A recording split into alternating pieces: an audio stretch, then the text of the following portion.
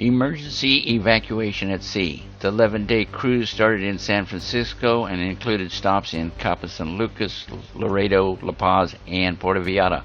The Star Princess was carrying 18 pallets of relief goods for hurricane-torn Cabo San Lucas. This consisted of food, water, medical supplies, and even diapers.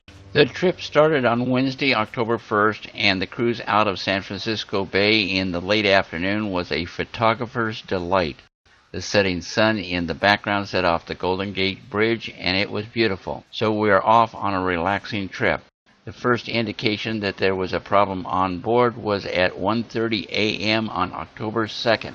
The captain came in over the loudspeaker system asking for medical response team to report to a specific cabin.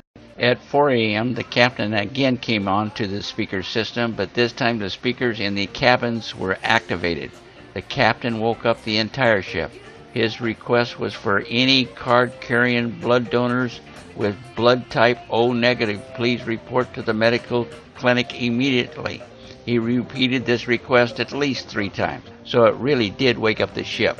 About 9:30 in the morning, the captain came onto the speaker system and announced there would be an air evacuation of one of the passengers about 11:30 a.m. or in about 2 hours from now. We had sailed far enough south that a U.S. Coast Guard helicopter was en route from San Diego.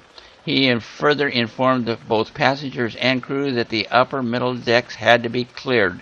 What I found out when he said cleared, this meant the swimming pool was drained, lounges and mats were put away, towels, anything that could be swept up into the airwash of the helicopter blades was put away.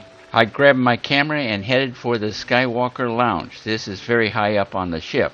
It is enclosed, and therefore I thought I could get some good photos and videos of the evacuation. The captain kept us informed of the progress of the Coast Guard as to arrival time. I naturally chose the wrong side of the ship to take my pictures.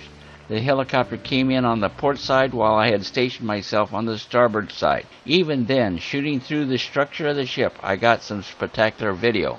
I noticed that the passengers were not restricted to the upper decks directly below the lounge. By the time I got down to the deck, the medical personnel on board the helicopter had already been lowered to the ship. What was now just outstanding is the pilot pulled the craft out about 200 feet from the ship and just hovered. The ship and the helicopter, both in motion, stayed exactly side by side. The pilot held this position for almost 20 minutes. Finally, the aircraft slowly moved in over the deck and lowered the cable.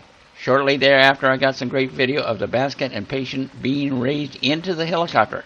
A few minutes later, the medical personnel that came with the rescue craft was raised. The chopper then immediately started pulling away from the ship. The passengers went wild with clapping and shouting. I got it all on tape. The closing video I got was of the aircraft pulling away from the ship. The crew chief on board the helicopter reaching out and closing the door. The captain of the Star Princess was just outstanding through the entire cruise and kept us informed of the patient. About 5 that evening, he announced that the patient was in the hospital and in stable condition. He further thanked all medical personnel on board the ship, and a special thanks to the number of passengers that showed up at the medical clinic as blood donors. The handling of the ship's personnel, the pilot and crew members of the helicopter all did what they needed to do, and they did it well.